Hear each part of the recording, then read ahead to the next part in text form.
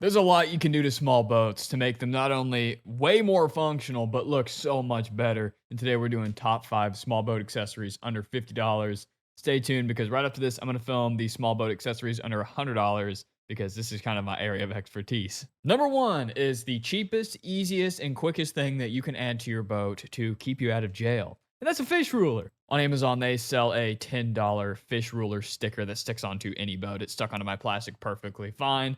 And in 1 or 2 days, 24 to 48 hours for $10 from Amazon Prime, you can get yourself a fish ruler. And here's why you need one for multiple reasons. Number one is if you bring in a new big fish, especially a new species, you're going to want to measure it. At a certain point, you can kind of look at the same fish you've caught over and over, but I always like to measure just to make sure I haven't crossed or hit or whatever on my personal best fish. I always like to know the size of my catches, especially on the bigger end. Everybody wants to know how big their fish is, especially when you get back to the dock. You got the photos, the boat ramp, whatever family on Facebook. They're going to want to know exactly how big it was. So that's nice. But the real reason is because when you catch fish, especially in Florida, they are deadly serious about it. People go to jail, escorted off of piers, big tickets, fines. We came into the boat ramp just the other day, and I watched the FWC literally hand out tickets for people bringing home the wrong fish, the wrong size, whatever. Literally watching it. We didn't get checked, but we didn't bring any fish home anyway. We actually lost all the fish on the trek back.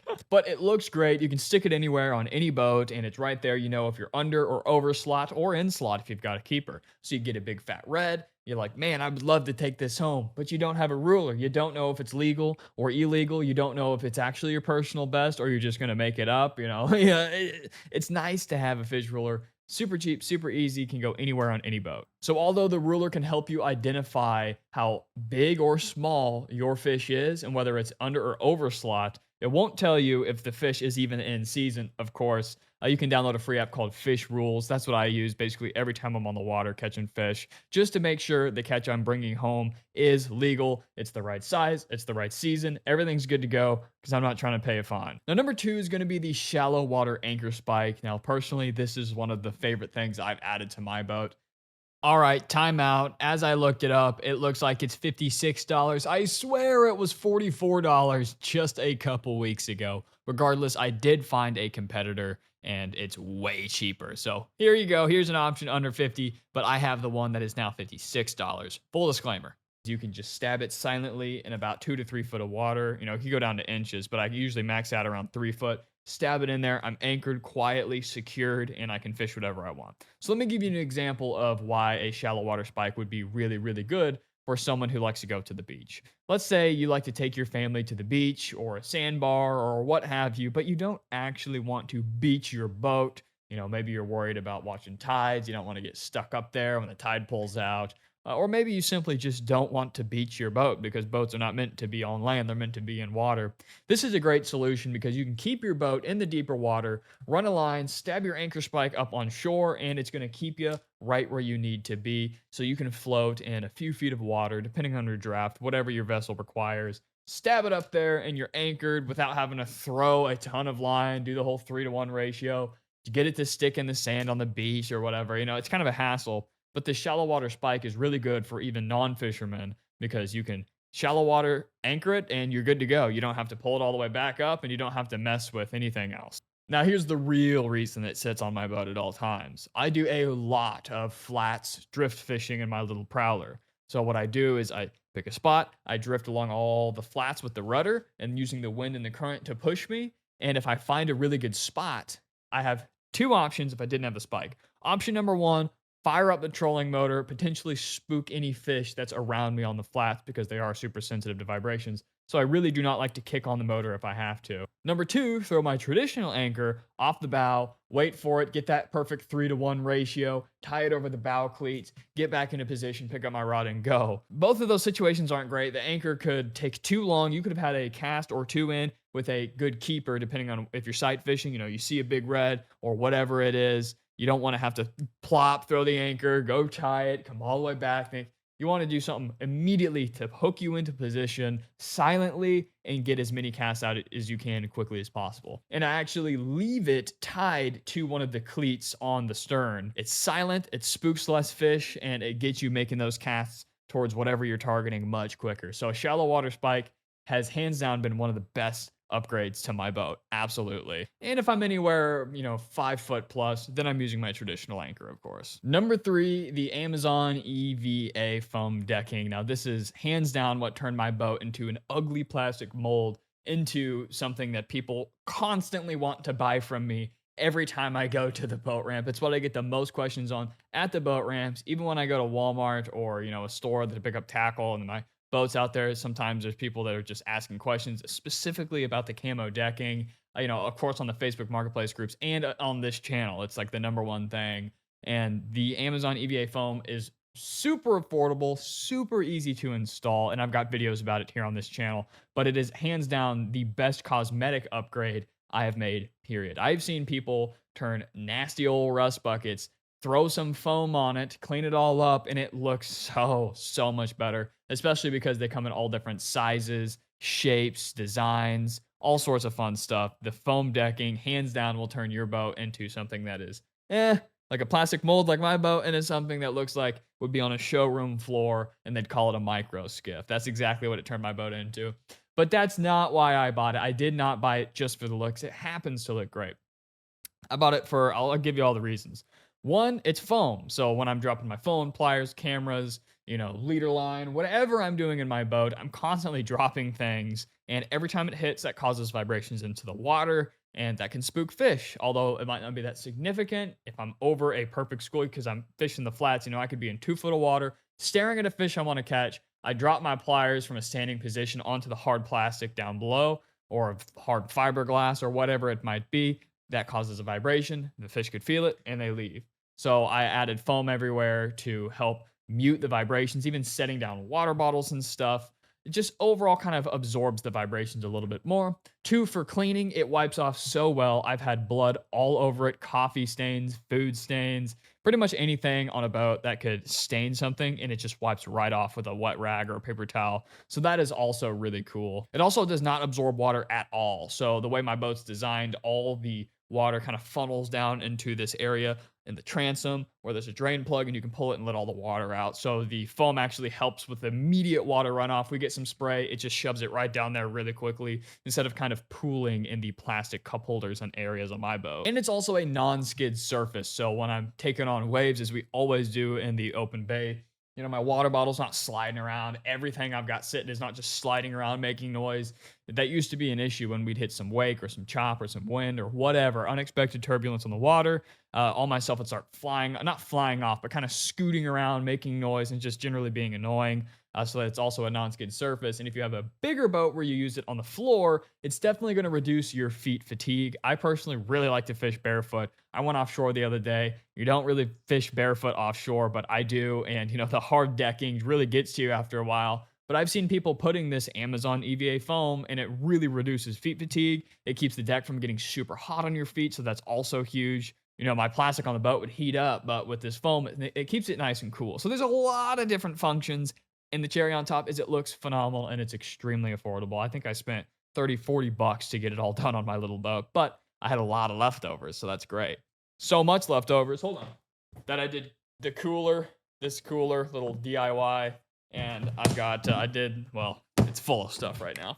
That's my dry storage on my boat. Point being is it's extremely affordable. There's a many functions that come with it, and it just looks phenomenal. Number 4 is a trolling motor rudder, and probably the number one functional thing I've installed on my boat for the money. I paid $25 and it took 5 minutes to install, and it came with the tool required to install it, which was just a little socket.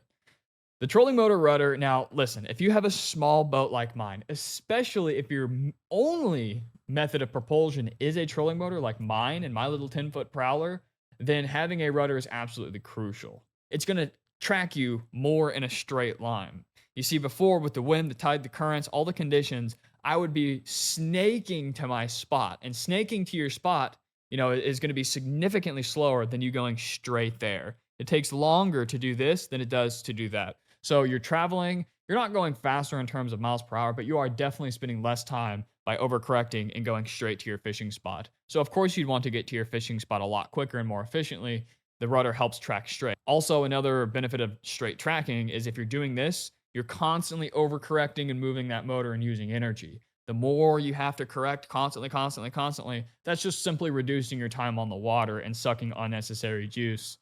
So I've even noticed my range increases because I can go straight, hold straight, and not constantly snake all over the friggin' place. Also, reverse. Reverse was basically non existent in my boat. I would have to overcorrect like crazy.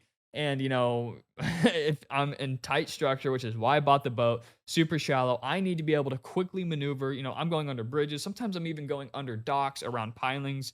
Like the whole point of my boat is to get right exactly where I need to be without spooking the fish. So being able to go in reverse with nothing in my way, just looking over the stern with the fish finder there, that's the ideal situation. Really, when I'm trying to hone in on some fish that are down holding on some structure, I need to get my transducer where it needs to be, which is on the foot of my trolling motor. So having a rudder really actually increases the maneuverability a million times over when I'm going in reverse. I feel confident with what I'm doing. We have videos on this channel of taking our boat into 30 minutes deep into a marsh system and 6 inches of water where the marsh pathway, the creek, whatever you want to call it, is about the width of our boat, and we're constantly hit. We cannot keep it in a straight line. We're just going into the brush, all of the marsh grasses. And if we were to have a rudder in that situation, we would have been so much better off. Also, a big thing is drift fishing. I do a lot of drift flats fishing. I'll get to a spot and I'll let the wind and current carry me for, sometimes miles. And if I didn't have the trolling motor rudder,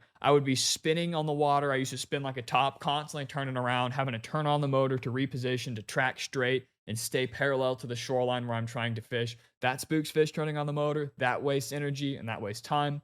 But with the rudder, I can keep my motor completely off and actually turn the trolling motor. But since the rudder's in the water, it's controlling my drift. It's keeping me from spinning on top of the water. And it's helping me fine tune my adjustments. If I'm moving at about half a mile, 1 mile an hour, drifting on the water, I turn it just a little bit. I can angle the boat and I can cast this way. I can turn it. I can angle it this way, hit that, all without having to turn on the motor, spook fish, and waste power. Before, I would be drifting, like this and going crazy and constantly recorrecting and crossing lines. But with that, you can really just kind of drift and control it much, much, much more, which is just going to keep you in the strike zone longer. And that's the name of the game, baby. The rudder, if you're not going to get anything else and you're trolling motor powered, get a friggin' rudder. So cheap, so easy, so good. All right, number 5 is a manual bilge pump, something I admit I do not keep in my boat, but I really need to.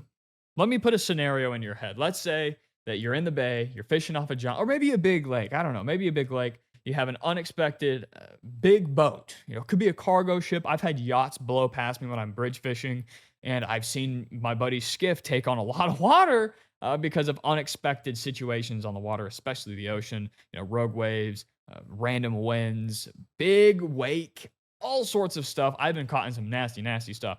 So if you take on water and let's say an aluminum John boat or a 16-foot skiff, anything like that. Well, if you take on enough water and you don't have an automatic bilge pump, you're just going to be scooping with cups and buckets and whatever you have. And if you take on enough water, you're going to sink quickly. So let's say you and your buddy are trying to land a fish. You're hanging over the side of your aluminum John. And, you take a little drink, get some water on there. Maybe a wake comes by and you're kind of panicking. Now you're unstable because there's so much water in there. And you're trying to bail it with your cups and buckets and whatever you have. And you get a little bit more splash and you're sinking. And at a certain point, of course, you're going to sink your boat if you get too much in there. I've seen this situation happen to a lot of people. I've read it online in forums. I've seen videos. This happens all the time where little boats get swamped and there's nothing they could do. And either they're going to have a bad time or they're going to lose their boat. And dare I say, it's possible you could lose your life if you're not a strong swimmer, you're in a bad rip current or anything. There's a million scenarios. Having a bilge pump on your boat can literally be the difference between life or death, or at least having a good day or a really, really bad day. Now, my boat is all foam and plastic. I've seen people trying to fill it, swamp it. It won't sink. There's nothing you could do. You can't really sink these prowlers. So I don't keep the bilge pump on my boat, even though I should. But it's super cheap, really easy to use. You just stick it down where the water is, pull the handle, and it flows out of that hose. Your water output is significant. It moves a ton of water. And if you're in the same situation where you're in your John boat with your buddy, you kind of give it a little drink, you dip over, it takes on some water, you can get it out in seconds. Start pumping away, you're good to go. You can keep fishing, stay on the water, no anxiety, no worries. Highly, highly recommend a manual bilge pump if you don't already have an electric or an automatic one. Anyway, those are my top 5 small boat accessories I personally use every single day. There's a lot more I could put on this list. There's a lot of products that I've got that are under $50 and I've sent right back because I don't like them. I love cheap boat builds, ultra cheap boat builds. So this is my favorite thing. This is my area of expertise. And I'm about to film right now my top 5 small boat accessories under $100. So like, subscribe, stay tuned. I'm going to film that right now. Thank you for hanging out with me. Feel free to pick up any of these in the links below. I'll try to find them all for you. I'll see you next time.